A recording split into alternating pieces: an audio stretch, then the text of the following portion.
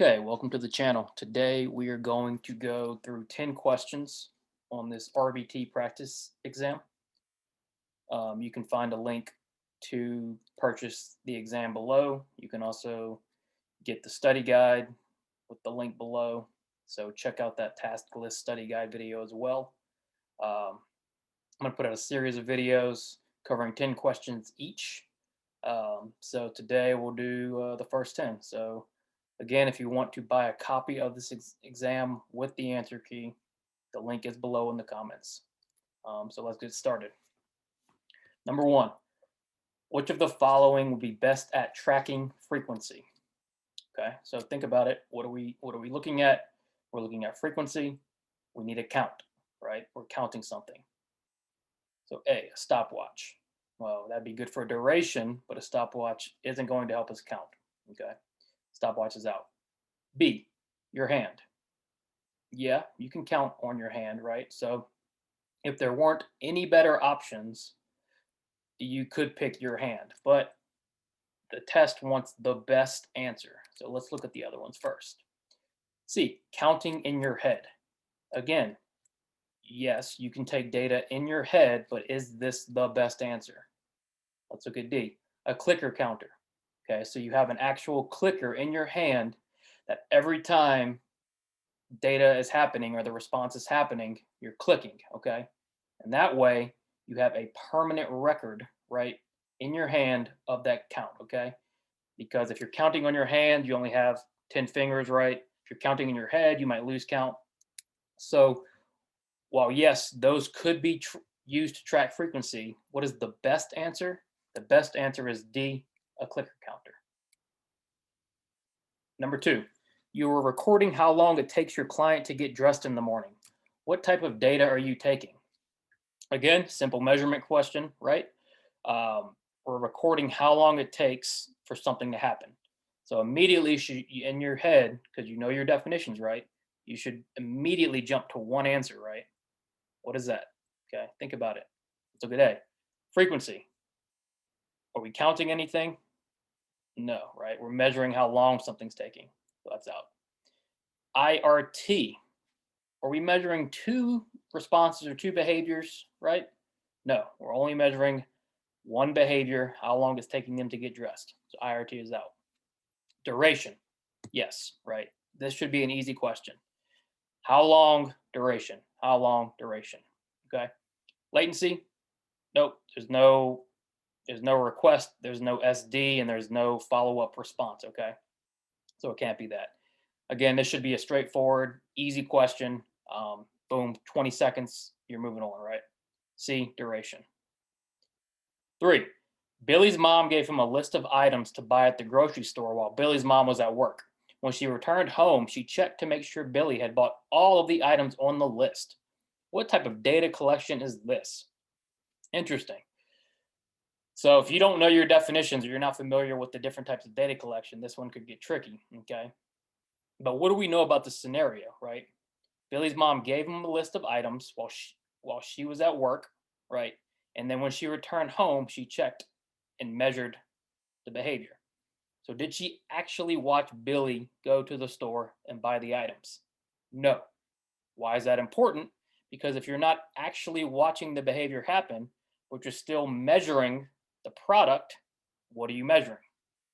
A, permanent product. That's your answer, right? Frequency. Did we count anything? No. IRT, or two, are we measuring the time between two responses? No. Rate, we're not counting, right? So it can't be rate.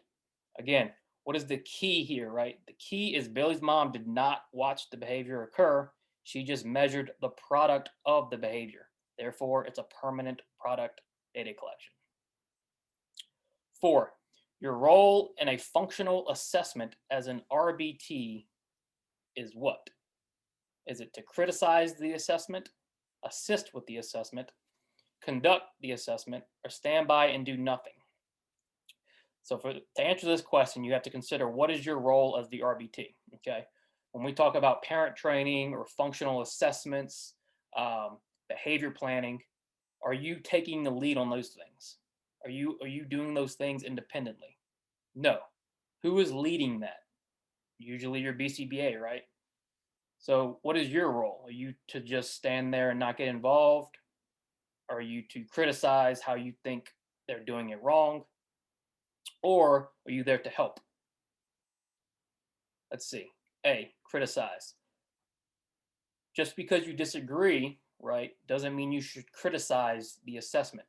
You can have a conversation after the assessment's over, right, in private, but you should never be, as the technician, sitting there criticizing what is going on. Assist. B, are you there to assist with the assessment? Yes. So as the BCBA is running it, you're there to assist with what they need. Do you need to interact with the client? Do you need to take data? Do you need to take notes? Okay. That's your role in the functional assessment. Are you conducting the assessment? No, right? You don't have the authority to conduct it by yourself, but you are there to assist, right? You're helping with it. Stand by and do nothing. No, you're part of the process, okay? So you should never be told that you're not involved in these things, okay? You're part of the process, right? You're just not leading it, okay? You're assisting. So the answer is B. You assist with the assessment. 5, what is your primary role as an RBT? Okay, so what is your primary responsibility? A, treatment planning. No, that would be the BCBA's primary role. Remember, you assist with these type of things, right? But that's not your primary objective. B, preference assessments. Okay, yeah, you might conduct preference assessments, right? And you should conduct preference assessments, but would you say that's your primary role? No, right? That's just part of your day to day. That's part of what you do, helping your primary role, right?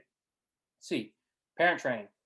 Same thing as A, right? That's not your primary role. You're there to assist and help, but that's not what your job is. D, implementation. Yes, right? Your job is to implement the behavior plan, implement the treatment plan, okay? So fundamentally, you're implementing what is being designed. So the answer is D.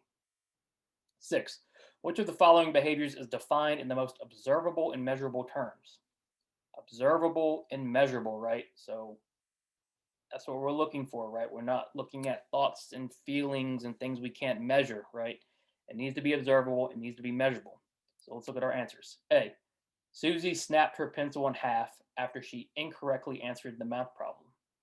That's pretty good, right? You're observing exactly what happened, okay? You're not adding any of your opinion, right? It's just what happened. She answered the problem wrong, snapped her pencil. So it's pretty good. Let's look at B. Susie was angry, so she snapped her pencil in half. Immediately out. Why? Because we said she was angry, therefore something happened. Do we know she snapped her pencil out of anger, right? No, we don't know that for sure, right? We can't observe anger, we can't measure it, right, consistently. Now, obviously, okay, in the most literal sense, you can observe emotion, right? But can you consistently measure that over and over again? No, therefore B is out. C, Susie snapped her pencil in half because she has autism. This is a big no-no. What do we never do? We never blame the behavior on the disability, okay? The behavior doesn't happen because of the autism. Now, maybe it's a product of it, right? Maybe it has something to do with it. And a lot of times, yes, it does. But it doesn't help us, okay, treat the client if because we can't cure the autism, right? So if the behavior is a result of the autism, what are we doing, right? We can't cure it, so how will we ever fix it, right? So we can't measure the amount of autism. We can't observe the amount of autism, right? So we can't observe or measure that, therefore C is out. D, Susie's anxiety caused her to snap her pencil in half. Same as B, right? Yes, at the most literal sense, you can observe anxiety in some sense, right? But can you consistently measure it? Can you consistently describe it? No. Okay. So D is out. So it has to be A. It's observable, it's measurable to the point. Okay. Doesn't involve feelings or the diagnosis or any of that, anything else, right?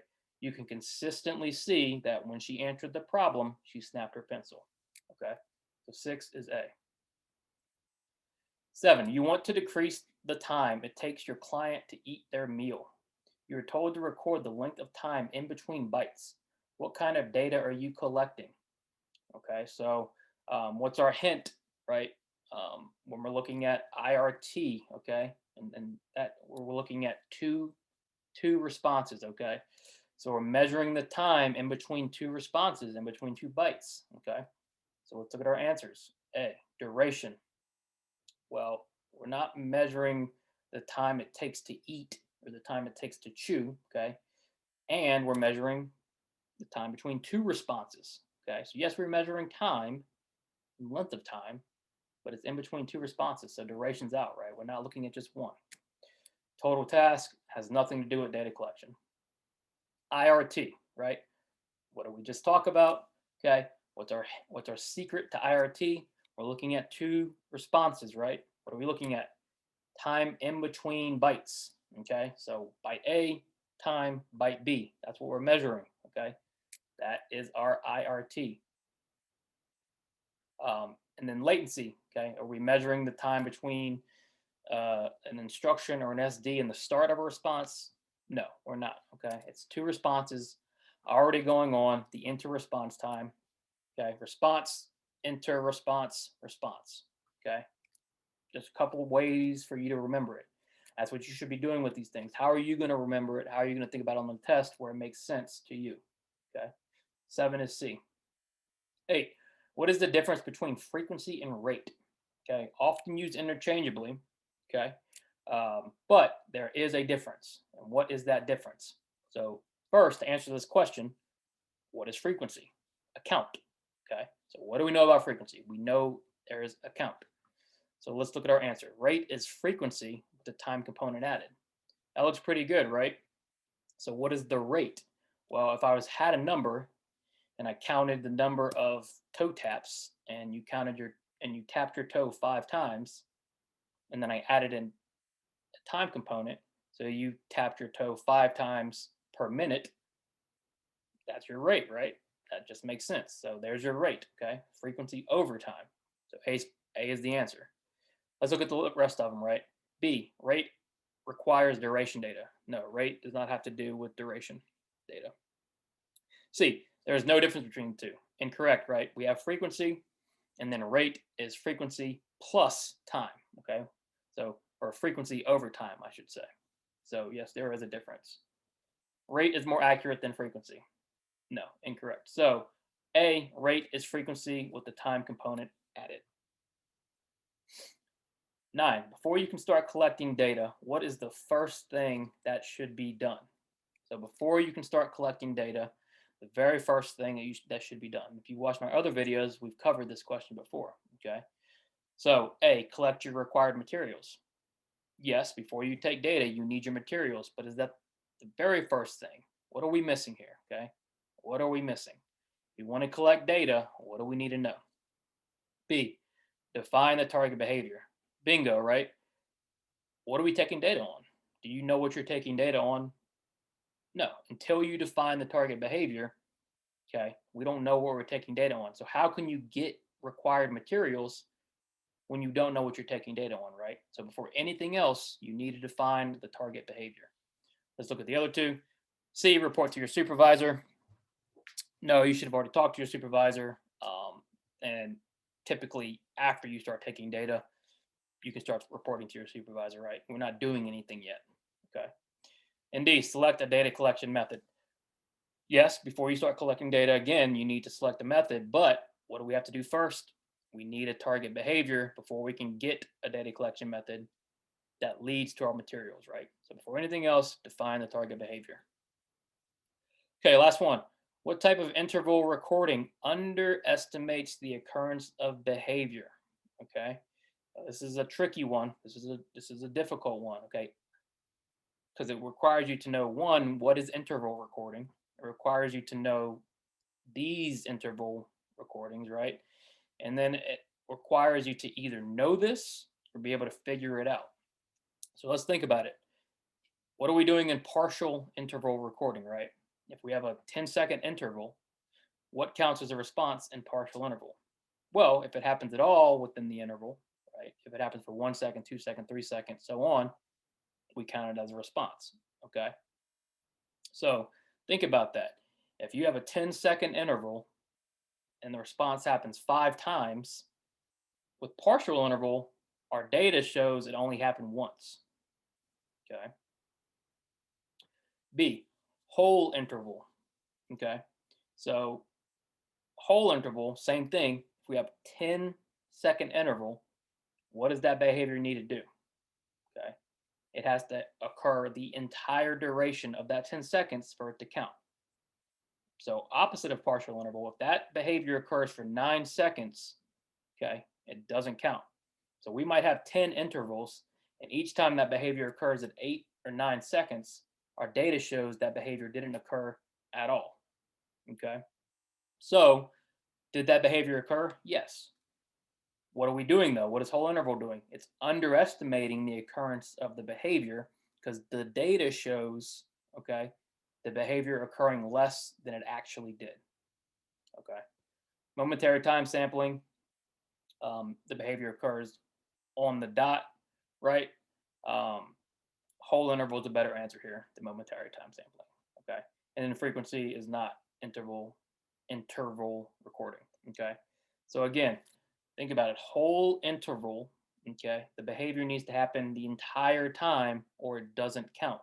Okay, so again, if we have 10 intervals and the behavior happens each of those intervals, but not the whole time, our data is going to show 0 occurrences. Okay, so what do? We underestimated the occurrence. Okay, that's part 1. I'll put up part 2 with 11 through 20. Again, if you want to purchase this exam, look at the comments below. Same thing with the study guide. Okay, check out my other videos, and I'll see you next time.